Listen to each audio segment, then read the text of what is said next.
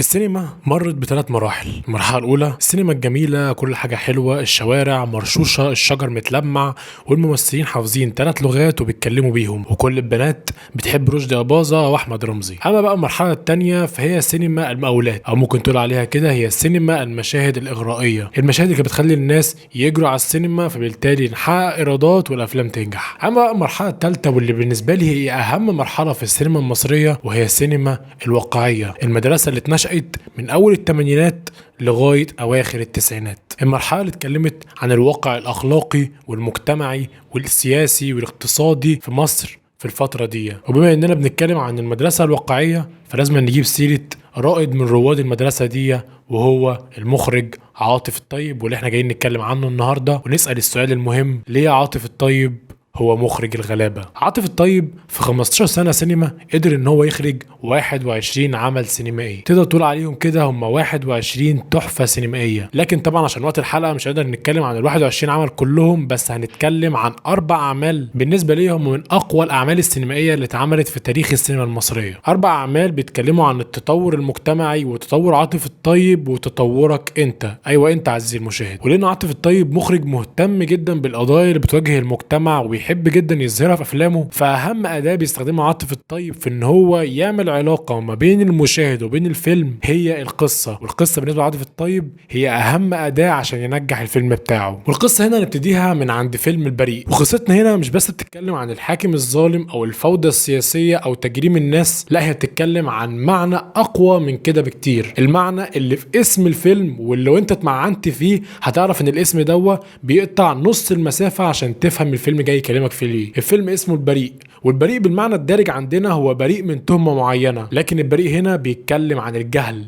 الفيلم في معناه الأصيل بيتكلمنا عن الجهل، وازاي الجهل بيمثل أداة في إيد الظالم يقدر ان هو يستخدمها عشان يبتش بيها قدام أي شخص هو مش عايزه. الجهل المتمثل في أحمد سبع الليل اللي بينفذ الأوامر بدون تفكير أو استفسار أو حتى بيفكر ما بينه وبين نفسه هو اللي بيعمله ده صح ولا لأ. الجهل اللي بيخلي أحمد مفكر ان هو بيحارب أعداء وطن رغم ان كل اللي حواليه من بيئته بيقولوا له بان الحرب انتهت. استنكار احمد لفكره ان هو بيحارب اعداء الوطن فعلا جاي من جهله ولان هو مأمور وما بيحاولش ان هو يشغل تفكيره. واهم جمله اتقالت في الفيلم ده هي جمله صلاح قابيل وهو خلاص بيموت، الجمله اللي بتبين المعنى الحقيقي للفيلم.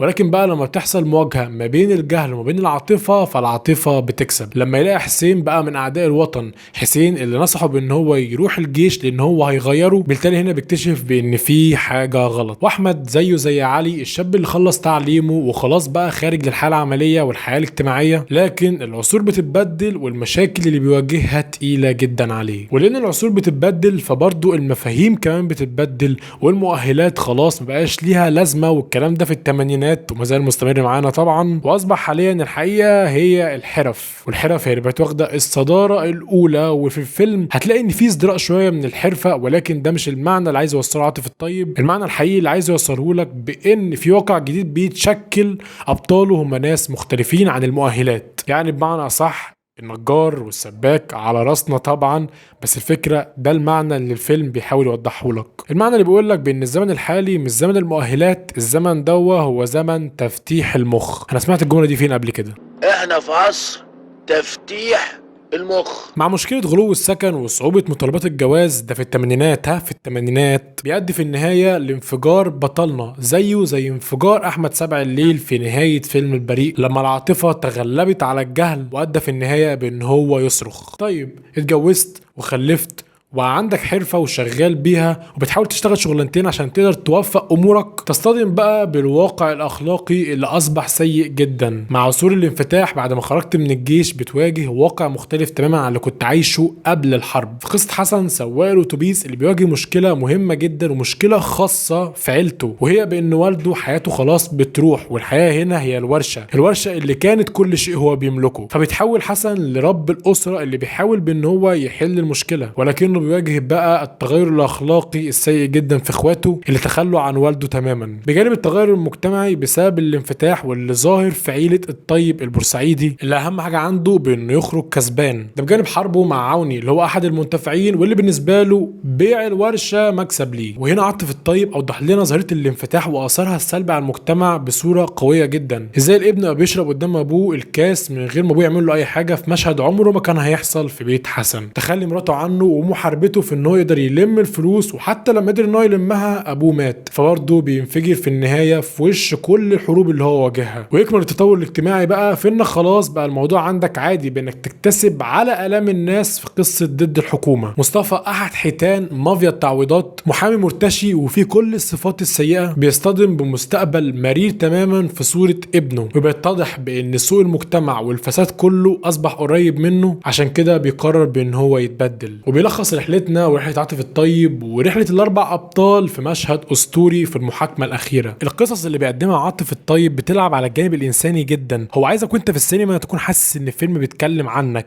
او عن انسان شفته جنبك في الشارع. في البريء قصه مجند جاهل وجهله ضر بيه بس هو بريء، وفي الحب في وضبة الهرم هي القصه اللي معظمنا عاشها، انسان بيتخرج وبيشتغل بيحب ونفسه يتجوز ولكن ظروف المعيشه صعبه جدا، دي شهادتك حطها على جنب ملهاش لازمه وتعلم لك صنعه. وفي سواق الاتوبيس جاب لك النداله والتخلي والمحاربه عشان يحل المشكله والخوف من مصير صعب والتفكك العائلي. وفي النهايه محامي فاسد بياكل حقوق الناس لكن الظلم بيطوله، فبيرجع لما اكتشف بان الظلم ده قرب منه. وسط كل الفشل المجتمعي والاخلاقي والانفتاح وتوابعه، عاطف الطيب بيقدر ان هو يخلق لحظات انسانيه تخليك تقشعر. احمد سبع الليل وهو راجع وبيحضن امه رغم رفضها عشان ما تبوظوش البدله الميري، علي وهو والده بيحتضنه بعد ما شافه ضعيف وشرب خمره، حسن وهو قاعد وسط عيلته وكلهم مبسوطين، مصطفى وهو بيلف مع سيف في وسط البلد وبيفتكر الماضي اللي هو بيحن ليه. اللحظات كلها لو اتفرجت عليها وما اشعرتش فقفل الحلقه وما تكملهاش. استنى انت بتسمع الكلام بجد ولا ايه؟ تعالى كمل معايا الحلقه. ولاننا بنتكلم عن رائد من رواد المدرسه الواقعيه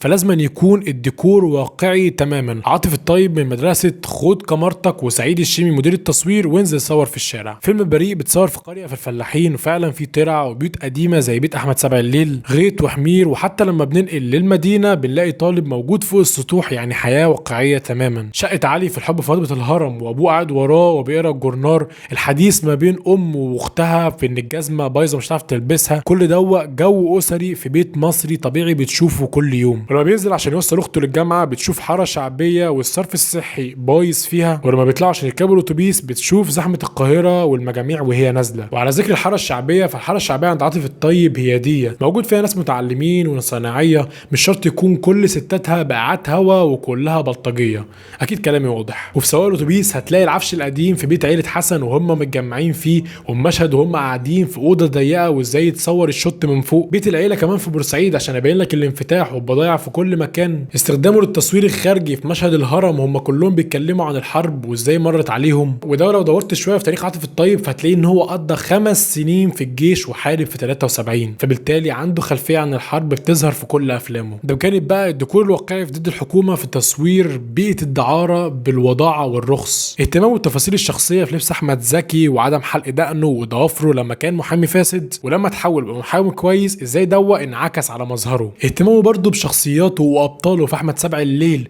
وازاي اصلا نط في الترعه ومحدش يجي يقول لي بان احمد زكي نط كده من تلقاء نفسه، النطه دي اكيد عاطف الطيب هو اللي موجهها لاحمد زكي بانه ينط بالشكل تصوير الريف المصري وازاي موجه احمد زكي بانه يقلع اللبس العسكري في الغيط بالشكل ويتجه ويمسك الفاس ويبدا ان هو يحفر في الارض، كل دي توجيهات من مخرج عارف هو بيعمل ايه. ده بجانب برضه تصويره لمشاهد التجنيد واللي راح التجنيد ودخل الجيش عارف انا بتكلم ازاي هو شايل لبسه وازاي بتوجه وازاي هو قاعد وبيسمع التعليمات، كل الحاجات دي توجيهات من مخرج دارس وعمل دراسة قوية جدا عشان يقدر يخرج بالشكل قصاد الكاميرا. واهم شيء مشترك في كل شخصيات عاطف الطيب بان هي شبهك، ايوه شبهك انت عزيزي المشاهد، موظف بيحاول ان هو يتجوز، مجند في الجيش، سواق اتوبيس، ومحامي، كلهم ناس عاديين بتشوفهم في الشارع حواليك. عشان كده لازم تكون عارف بان الشغل الشاغل بالنسبه لعاطف الطيب هو الطبقه المتوسطه، لان هو ابن للطبقه دي. ولو سيبنا من الكلام عن ابطال عاطف الطيب وجينا نتكلم عن المجاميع اللي هو بيستخدمهم في افلامه، فانا عمري ما شفت مجاميع بالصوره دي في اي افلام تانية. الاطفال في افلام عاطف الطيب ما بيتوجوش في التمثيل، انت بتحس ان هم طبيعيين جدا. تصويره للناس وهي نازله من الاتوبيس اكنهم ناس عاديه، ناس انت بتشوفها في الشارع كل يوم، ناس مش مختلفين عني ولا عنك، وده اللي بيضيف واقعيه للفيلم بتخليه قريب منك جدا. اهتمامه كمان في التصوير المجاميع دي، وانه ممكن يسيب البطل يتكلم عادي جدا ويوجه الكاميرا لاحد المجاميع. وعشان ابين لك بان عاطف الطيب بيهتم بالمجاميع زي ما بيهتم بالابطال، في لقطه في ضد الحكومه في القطر هتلاقي عاطف الطيب قاعد وسط المجاميع عشان يقول لك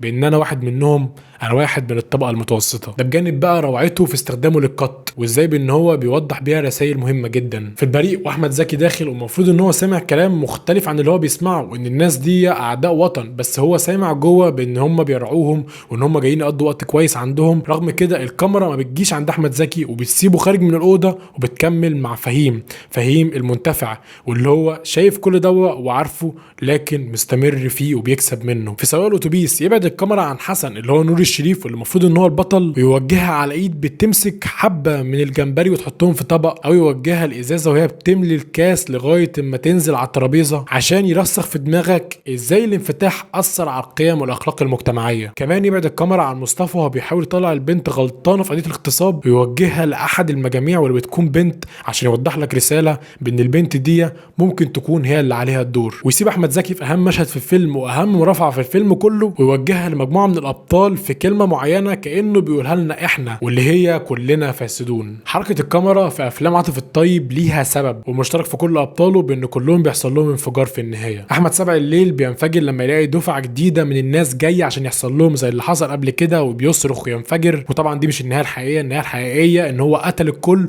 ومات على ايد واحد تاني برضه بريء وجاهل، لكن الصرخه كانت كافيه ووافيه. علي بينفجر في وش الضابط وبيقول ان اللي عمله ده صح ومش فعل فاضح، وان دي مراته ويحق ليه انه يعمل كده، لان اللي بيحصل في المجتمع برضه مش صح، وعدم مقدرته على ان هو يشتري شقه يتجوز فيها ادى لان هو يعمل كده، فبالتالي ما ينفعش انك تحاكموني على غلط انتم اللي اختلقتوه. وفي صاله الاتوبيس بقى حسن بينتقم من كل اللي حصل له، من الحرب والعدو اللي كان بيواجهه فيها، من النداله والمنتفعين متمثله في اهله وفي عوني، من الحرامي اللي بينتفع من الناس موجودين جوه الاتوبيس. في ضربه للحرامي هو بيواجه كل شيء صعب هو مر بيه. وفي ضد الحكومه مصطفى بينفجر وبيوجه لك ويوجه لي وبيوجه لكل تهمه مهمه جدا بان كلنا فاسدون، حتى الصمت فساد. كل الابطال شبه عاطف الطيب، وعاطف الطيب شبه كل الناس. عرفت ليه بقى هو اتسمى مخرج الغلابه؟ في النهايه عاطف الطيب مخرج عمره السينمائي قليل جدا، لكنه قدم في العمر افلام سينمائيه قويه جدا بتتكلم عن الفتره اللي هو عاش فيها. الافلام دي كانت بتعبر عن المجتمع في الفتره دي في الثمانينات والتسعينات، افلام واقعيه فعلا توثيقا للفتره دي من مصر. افلام هي الاقوى من وجهه نظري في تصوير الانسان العادي، الانسان الواقعي اللي بتشوفه كل يوم، مش اللي معاه فلوس ولا اللي كل البنات بتحبه ولا اللي عنده قصور ويخوت. في افلام عاطف الطيب الانسان عادي، موظف، مجند، سواق اتوبيس او حتى محامي، كلهم عندهم مشاكل وكلهم بيتكلموا عنك انت. في النهايه حابب اسمع رايك في افلام عاطف الطيب، وهل فعلا هو بيعبر عنك في كل افلامه؟ وزي ما انت عارف بقى اشتراك هيسهل التواصل ما بيننا، لايك لو الحلقه عجبتك، وطبعا تفعيل زر الجرس عشان يجيلك اشعار بكل الحلقات اللي احنا هننزلها في الفتره اللي جايه. واشوفك في حلقه جديده، سلام.